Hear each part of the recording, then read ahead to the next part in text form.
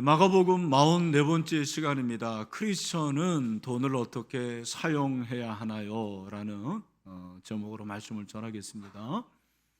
지난주에 제가 크리스천은 이혼하면 안 되나요? 그런 제목으로 설교를 했습니다. 그래서 굉장히 제가 이제 걱정이 됐어요. 실족하는 분이 있으면 안 될 텐데 감사하게 그런 분은 제 귀에는 들리지 않고 이렇게 은혜를 받았다고 하시는 분들이 많이 있어서 감사를 했습니다. 오늘은 어떻게 보면 더 민감한 주제가 아닌가 그런 생각을 합니다. 저희 집 둘째 지훈이가 설교 제목을 보더니 아빠 지난주보다 더 민감하네요 그러더라고요. 그죠? 이혼에 관련된 분은 거의 없잖아요. 그죠? 그러나 이 돈에 관한 문제는 굉장히 민감한 주제입니다. 제가 이제 이렇게 목회를 하는데 이 세상에 힘이 있는 것들이 많이 있잖아요. 능력도 그 힘이고 또 권력도 힘이고 또 마력이라는 것도 있고 영력이라는 것도 있습니다. 제일 큰 힘이 있는 게 보니까 금력이더라고요. 영력이 금력한테 무너져요. 목사님들 영력 있는 분들인데 돈 앞에 그냥 속절없이 무너지는 거예요.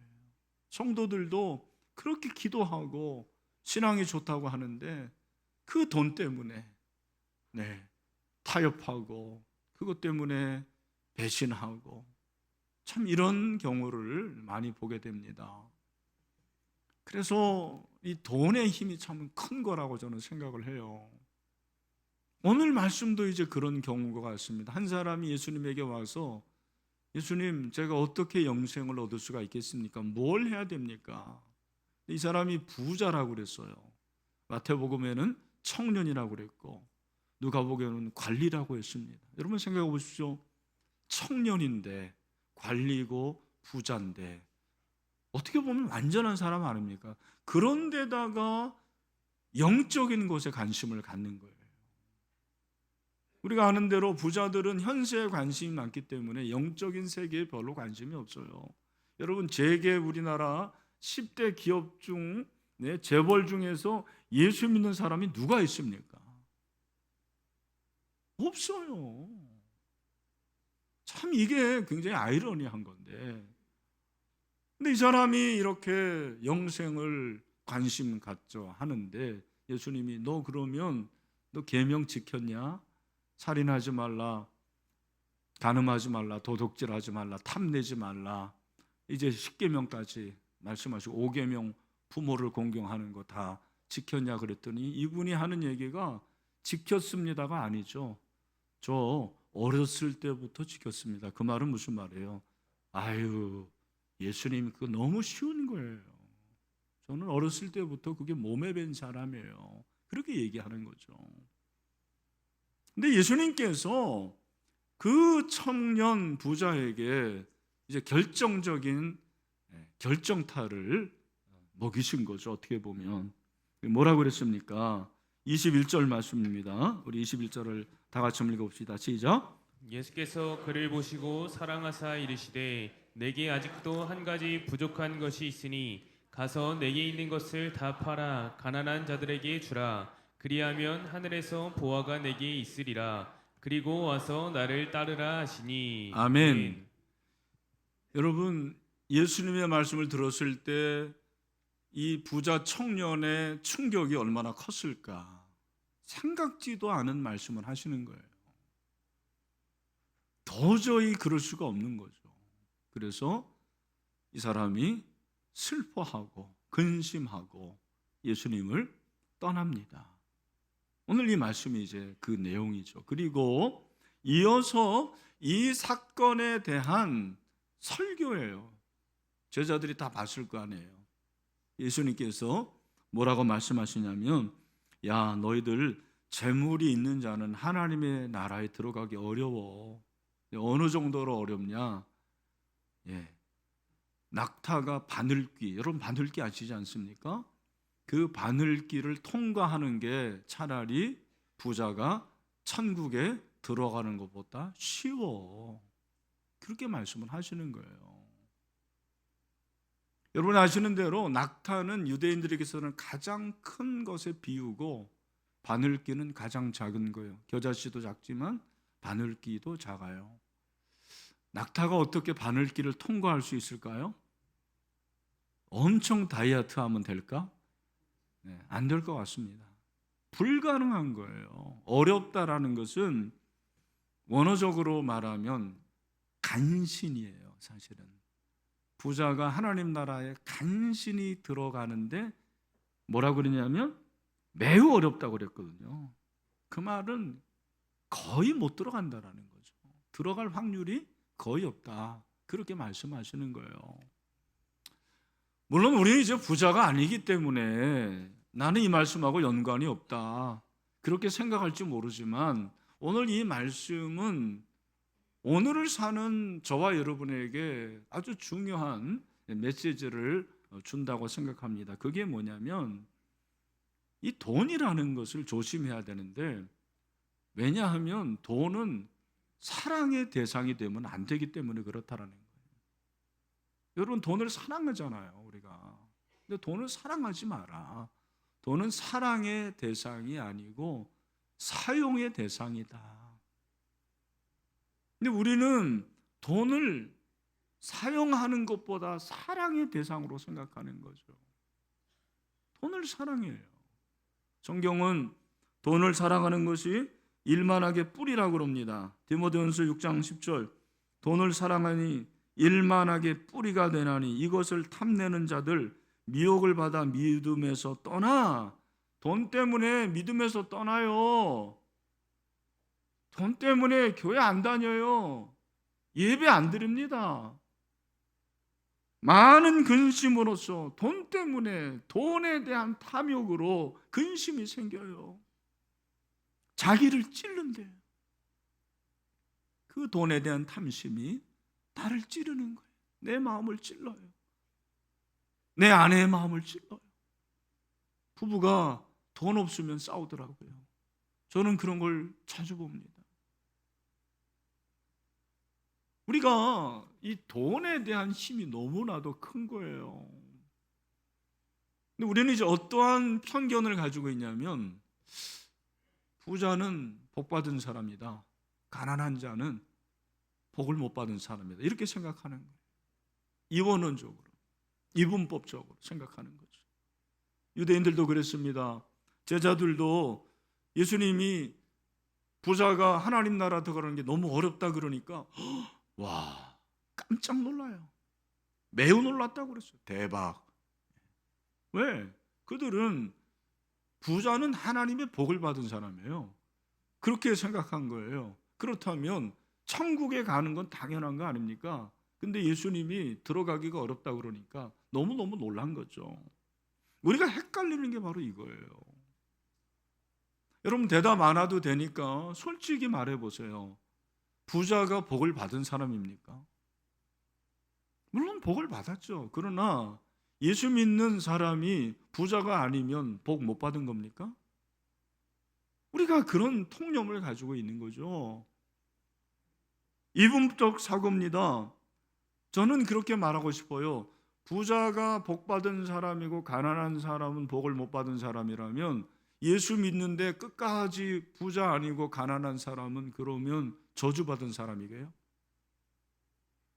하나님의 뜻대로 그렇게 살려고 하고 무진장 노력했는데 하나님이 부를 안 주시는 거예요. 여러분 그런 사람들은 다 저주받은 사람이에요. 예수님의 제자들도 그럼 다 그렇겠네요. 사도 바울도 그렇겠네요. 우리 주변에 그런 분들이 얼마나 많은데 우리의 생각을 바꿔야 돼요.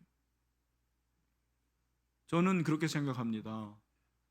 부자는 복이 아니에요. 저주도 아닙니다. 부자는 은사예요.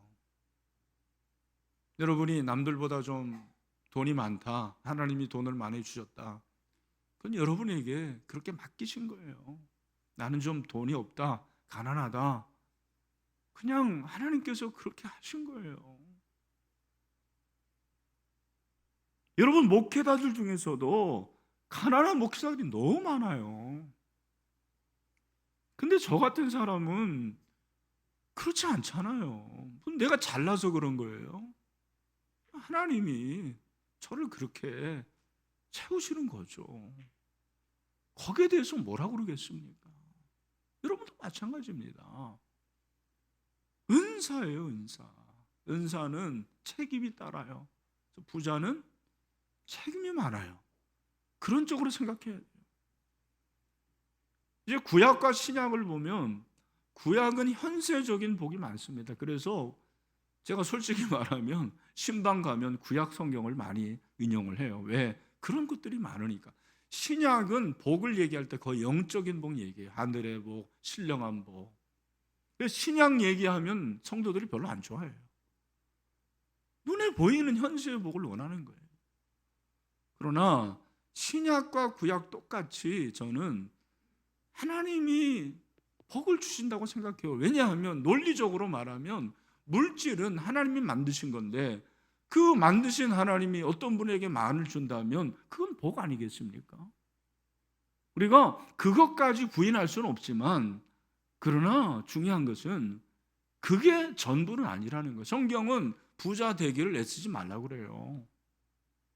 왜냐하면 그 돈이라는 게 언제 날아갈지 모르기 때문에 그렇습니다. 돈을 우리는 못 잡아요. 돈 따라다니지 마세요. 하나님을 따라다니시길 바랍니다. 진리를 따라다니세요. 그게 성경의 원리입니다. 그래서 저는 오늘 이 말씀을 보면서 우리가 어떻게 과연 돈을 사용해야 될까? 크리스천이 어떻게 돈을 사용해야 될까? 잘 아는 말씀이에요. 그러나 그냥 제가 정리해서 세 가지로 말씀을 드리겠습니다. 저는 방향으로 말씀드리고 싶어요. 첫 번째는 위로의 방향이에요. 위로. 그게 무엇입니까? 따라합시다. 돈을 하나님께 드리는데 사용하라. 왜 이 부자가 예수님의 말씀을 따르지 않고 근심하며 떠났을까? 물질을 포기할 수가 없었던 거예요. 영생보다 물질이 큰 거죠. 아마 여러분 중에 그런 분은 없겠지만 실제로 오늘 신앙생활을 포기한 사람들 중에서 천국보다 돈이 더 큰 사람들이 많아요. 영생보다 더 돈을 귀히 여기는 사람들이 많습니다. 영생 얘기하면은 콧방귀 뀌는데 돈 얘기하면은 아주 관심을 갖게 됩니다. 그게 인간입니다. 이 사람은 물질이 주인이었어요. 하나님의 말씀대로 지켰지만 그 하나님의 말씀대로 지키는 거는 엄밀히 말하면 자기 의예요. 하나님을 사랑해서가 아닙니다. 여러분, 우리가 신앙생활 이렇게 하는 거 아닙니까? 성경은 돈을 주인으로 섬기지 말래요. 그 말은 그런 사람이 많다라는 얘기예요. 예수님의 라이벌은 사단이 아니라니까요. 제가 몇 번 말씀드렸어요. 사단은 게임도 안 되는 거예요. 그런데 예수님의 라이벌이 뭐다? 돈이에요. 돈. 그렇게 말하잖아요. 마태복음 6장 24절에서 한 사람이 두 주인을 섬기지 못할 것이니 혹이를 미워하고 저를 사랑하거나 혹이를 중히 여기고 저를 경히 여김이라. 너희가 하나님과 재물을 겸하여 섬기지 못하느니라. 하나님과 돈을 겸하여 섬기지 말래요. 그럴 수 없다라는 거예요. 그러나 우리는 그렇게 하고 있어요. 돈 때문에, 돈으로 인해서 신앙을 포기하고 타협하고 그런 경우가 얼마나 많이 있습니까? 여러분, 절대로 오늘 이 설교를 듣고 실족하지 마십시오. 우리가 계속 이제 10장부터 9장부터 이어지는 게 실족하지 말라는 거잖아요.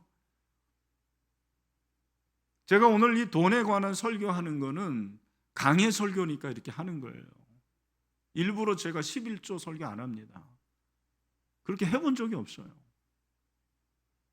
저는 개인적으로 아주 철칙이 있는데, 철학이 있는데, 성도는 은혜 받으면 헌금한다라는 거예요. 그걸 뭐 헌금하라고 말할 필요가 없어요. 헌금과 11조가 이제 여러분에게 문제인데, 헌금은 드린다고 그래요. 뭐 감사헌금도 하고 선교헌금도 하고. 그러나 11조가 어려운 거예요.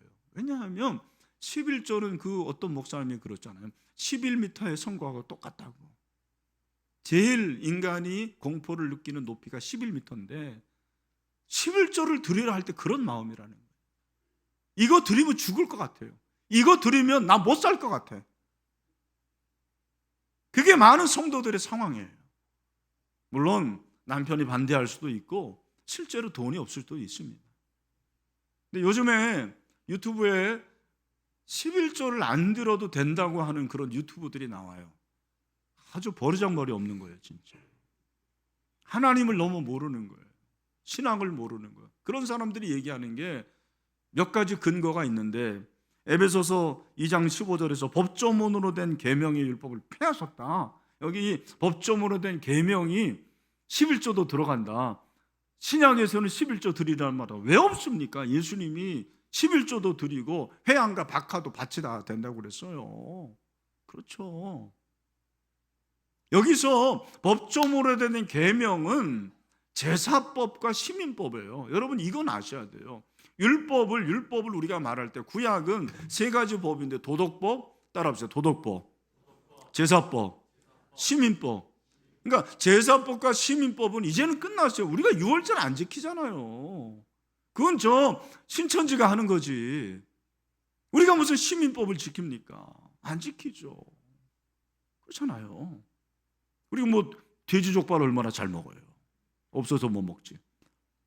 그러나 도덕법은 살아있는 것이, 십계명은 살아있는 거예요. 그러니까 그것을 말하는 거지 다 없어졌다라는 게 아니죠.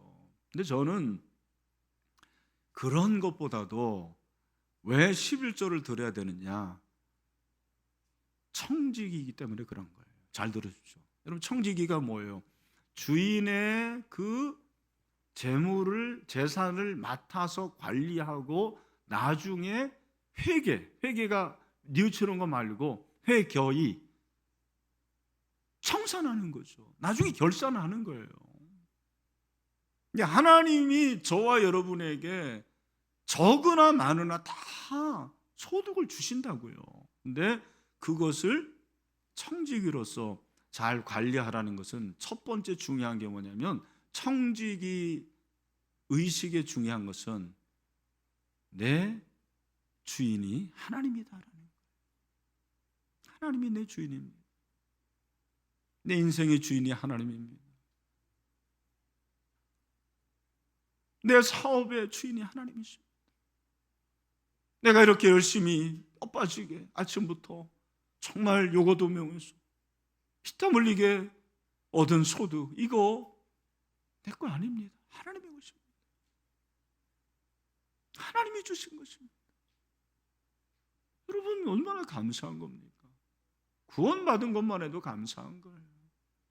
근데 하나님께서 필요한 것을 채워주시는 그 주인, 그 주님을 내가 사랑합니다 라는 고백, 그게 11조예요. 그런 면에서 저는 감히 말씀드립니다. 11조는 숫자가 중요한 거 아닌 것 같습니다. 10의 2도 할 수 있고 3도 할 수 있잖아요. 그 말은 100분의 1도 할 수 있는 거예요. 50분의 1도 할 수 있는 거 아닙니까? 10의 2는 되고 100분의 1은 안 된다. 몰라요. 이걸 여러분들이 잘 해석하시고, 우리 목사님 이단됐다고 그러지 마시고, 어려우면 100분의 1부터 하세요. 50분의 1 하고, 믿음 있으면 더 10분의 1 하고 10분의 2도 할 수 있는 거 아니에요? 하나님이 주인이라는 마음이 중요한 거 아닙니까? 하나님이 주인이기 때문에 10분의 2 해도 안 아까워요. 저는 그렇습니다. 다윗은요, 하나님이 역대상 29장 11절 12절을 보니까 만물의 주제, 12절 보여주세요. 부와 귀, 쉽게 말해서 돈이 주께로 말미암고 주는 만물의 주제십니다. 만물의 주제가 뭐예요? 주인이십니다. 그 말이에요. 하나님 주인이시기 때문에 모든 부와 기는, 부귀는 하나님께로부터 옵니다. 여러분 반려견 많이 키우시는데 똑똑한 개와 멍청한 개의 차이가 뭐예요? 똑똑한 개는 지 주인을 알아봐요. 근데 멍청한 개는 지 주인을 몰아보고 개뼈다귀 주면 안 되지. 소뼈다귀 주면, 갈비 주면 그거 쫓아가는 게 멍청한 개예요.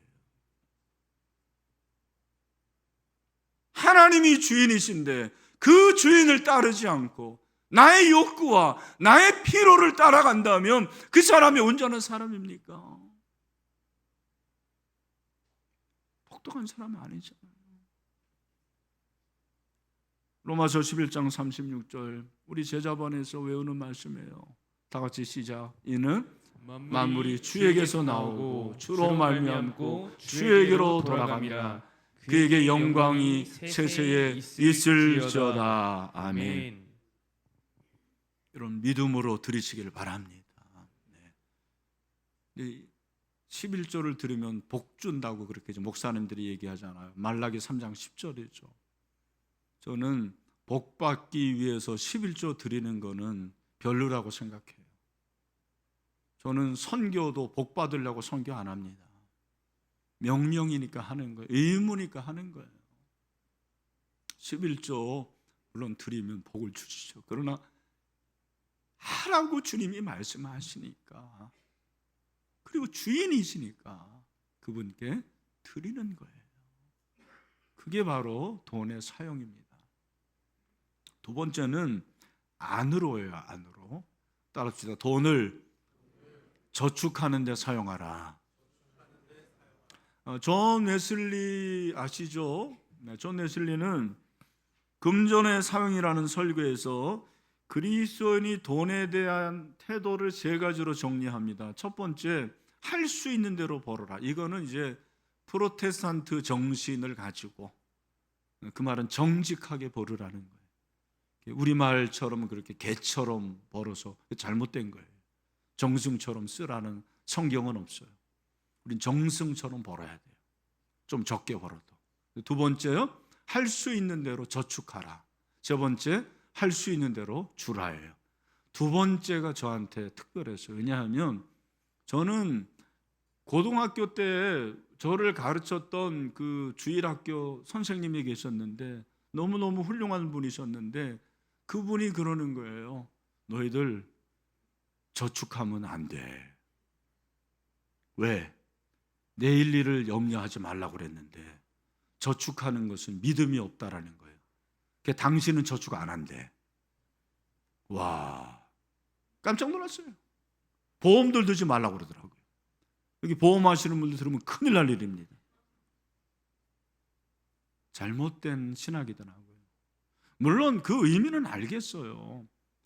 내일 일을 염려하지 말라라는 것은 금하는 거지, 그죠? 저축을 금하는 게 아니에요. 뭘 금하는 겁니까? 염려를 금하는 거죠. 저축은 제가 생각할 때는 염려로 인한 게 아니고 지혜로운 대비예요. 대비로 하는 거죠. 잠언서 6장 6절에 보니까 게으른 자여 개미에게 가서 그가 하는 것을 보고 지혜를 얻어라. 여러분, 지금도 개미들은 이 뜨거운 여름에 얼마나 땀 흘리고 열심히 일하는지 몰라요. 내가 다 찾아보지는 않았어요. 그러나 열심히, 왜?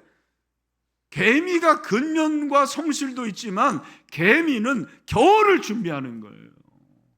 개미의 지혜죠. 흥청망청 쓰는 것보다 이 세상 내가 다 쓰고 가리라, 그거보다 여러분의 미래를 준비하십시오. 여기 나이 드신 분들, 우리가 이제 100세 시대 아닙니까? 준비해야죠. 저는 저축이 불신앙으로 생각하지 않아요. 요셉은 여러분이 아시는 대로 7년 동안 7년의 흉년을 대비해요. 요셉이 그러면 불신앙의 사람이고 요셉이 하나님을 믿지 않았나요? 그게 아니잖아. 지혜입니다, 지혜. 크리스천이 저축하는 것이 하나님에 대한 불신이 아니라고 저는 생각합니다. 일확천금이나 불로소득을 노리는 한탕주의식의 그 저축, 투자 말고 하나님이 주시는 지혜를 가지고 나의 내일을 준비하는 것은 필요하다고 생각을 해요. 우리 사랑하는 신의 성도 여러분, 저는 여러분들이 지혜롭게 잘 준비할 수 있는 그런 돈을 사용할 수 있는 주의 종들이 되시기를 주님의 이름으로 축원합니다. 마지막으로 첫 번째는 뭐였죠? 위로. 두 번째는 안으로. 세 번째는 뭐예요? 밖으로예요. 밖으로. 따라합시다. 돈을 나누는 데 사용하라. 여러분, 예수님의 그 제자들이 굉장히 충격을 받았는데 예수님께서 이제 하시는 말씀이 오늘 본문이 쉽지는 않아요. 27절에서 사람으로는 할 수 없으되 하나님으로는 그렇지 않다. 하나님으로는 다 하실 수 있다. 그러니까 이게 이제 하나님 나라에 들어가는 거잖아요. 근데 하나님 나라에 들어가는 게 인간의 공로는 아니고 은혜입니다. 잘 들으셔야 됩니다. 근데 예수님께서 뭐라고 말씀하시냐면 이게 부자들에게 하신 말씀인데 부자들이 천국에 들어가기가 정말 어려운데 하나님께서 그 부자들로 천국에 갈 수 있는 길을 열어주셨다는 거예요. 이걸 구원론적으로 여러분들이 접근하면 안 되고 예수님 믿어야 되는데 맞죠. 근데 여기서 영생이라고 말하잖아요. 29절에 내가 진실로 너희에게 이르노니 나와 복음을 위하여 집이나 형제나 자매나 어머니나 아버지나 자식이나 전토를 버린 자, 이 버린 자가 중요한 거예요. 이 버린 사람은 현세에서도 복을 받아요. 그러나 박해도 받는다고 그렇게 말씀하십니다. 그러면서 내세 영생을 받지 못할 자가 없다. 이거 이신층이 아니라 그게 아니고 오늘 이 말씀은 그 부자들에게 구원의 길이 하나 있는데 하나님께서 그들을 살릴 수 있는 길이 뭐냐면 버리는 거예요. 근데 그 버리는 게 뭐냐? 재산을 나누는 거라. 그렇게 말씀하시는 거예요. 여러분 성경은 크리스천들이 하나님이 주신 이 물질을 나누라고 부지런히 말씀하세요. 나눔이 크리스천의 의무라는 거예요. 그래서 디모데전서 6장 17절 18절에 보니까 내가 이 세대에서 부한 자들을 명하여 마음을 높이지 말고 정함이 없는 재물에 소망을 두지 말라고 그랬고 오직 우리에게 모든 것을 후히 주사 누리게 하시는 하나님께 두며 그 다음에 다 같이 시작. 선을 행하고 선한 사업을 많이 하고 나누어 주기를 좋아하며 뭘 좋아해야 돼요? 나누어 주기. 여러분 나누십시오. 많이 나누세요. 저는 저희 어머니가 늘 말씀했어요. 이 목사 콩 한 알도 나눠 먹어. 그 말씀이 늘 제 마음에 남아요. 나눠야 돼요. 가난한 자들을 구해야 돼요. 가난한 자들에게 사랑을 베풀어야 돼요. 여러분 성경을 보면 가난한 자는 늘 우리 가운데 있대요. 그렇죠? 그런데 신명기 15장 11절을 보니까 땅에는 언제든지 가난한 자가 그치지 아니하겠으므로 가난한 자가 계속 있는 거예요. 세상은 가난은 임금도 못 구한다고 그랬어요. 그러나 성경은 달라요. 너희들 가난한 자가 계속 나올 거야. 그런데 내가 너희에게 명하는데 반드시 내 땅 안에, 내 땅 안에요. 우리 교회 안에, 여러분의 직장 안에, 여러분의 지역 안에 형제 중 곤란한 자와 궁핍한 자에게 내 손을 펴라 그렇게 말씀하십니다. 그게 크리스천의 의미예요. 그게 영성이에요. 그게 교회가 할 일이라는 거죠. 주님이 그걸 기뻐하시는 거죠. 여러분 그런 자에게 하나님이 주시는 복이 뭐냐면 바로 31절입니다. 뭐라고 했어요? 그러나 먼저 된 자로서 나중되고 나중된 자로서 먼저 될 자가 많다. 여기서 먼저와 나중을 어떤 주석에서는 이렇게 얘기를 하더라고요. 많이 가진 자가 적게 되고 적게 가진 자가 많이 되고. 마음에 들어요. 그리고 하나님 나라의 백성이 된 그를 축복의 자리로 인도하는 것은 그 하나님 나라의 백성이라는 그 자체보다도 구제다, 나눔이다, 헌신이다 라고 그렇게 얘기를 합니다. 우리 사랑하는 신의 성도 여러분, 저는 여러분들이 하나님께 드리기도 하고 저축도 하는 거 알고 있고 또 많은 사람들을 돕는 것을 알고 있습니다. 여러분들이 더 많이 나누는 그런 넉넉한 사람이 되기를 주님의 이름으로 축원합니다. 마지막으로 저는 이제 록펠러 얘기하고 싶은데, 록펠러는 미국 역사상 최고 부자입니다. 석유의 왕이죠. 그가 55세 될 때까지 정말 열심히 치열하게 돈 벌어서 돈을 축적합니다. 그러나 행복하지 않았어요. 55세가 되는데 어느 날 몸에 이상이 있어서 병원에 가봤더니 의사가 하는 얘기가 당신 1년밖에 못 삽니다. 사형 선고를 받은 거예요. 입원을 합니다. 어느 날 밖에서 큰 소리가 나는 거예요. 소동이 나는 거예요. 무슨 일인가 알아봤더니 한 소녀가 돈이 없어가지고 입원을 못하는 거예요. 병원 직원이 돈 없으면 입원 못 시킵니다. 여러분, 미국은 그래요. 진짜 무서운 나라입니다. 그 소녀의 엄마는 제발 좀 봐주세요. 제가 나중에라도 입원비 마련해서 올 테니까 입원만 시켜주세요. 근데 그 얘기를 듣고 록펠러가 모르게 남몰래 입원비를 치러줍니다. 그 소녀가 치료가 돼요. 근데 놀라운 것은 그 사건이 있은 후부터 록펠러의 마음속에 행복이 몰려오는 거예요. 너무너무 행복한 거예요.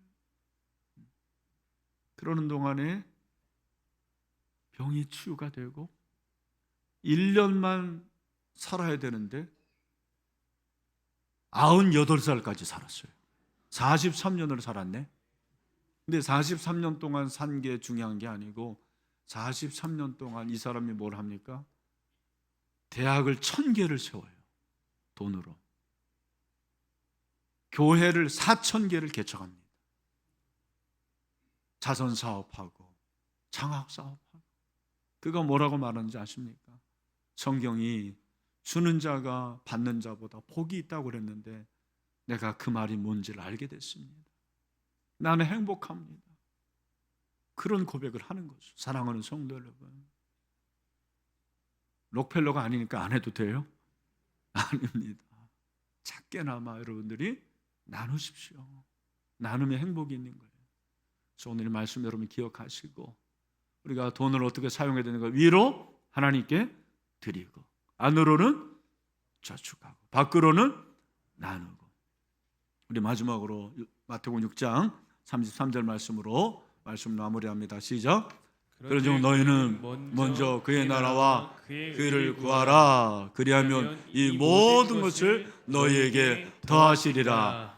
아멘. 저는 여러분들 모두 다 거룩한 부자가 될 수 있게 되기를 주님의 이름으로 축복합니다. 네.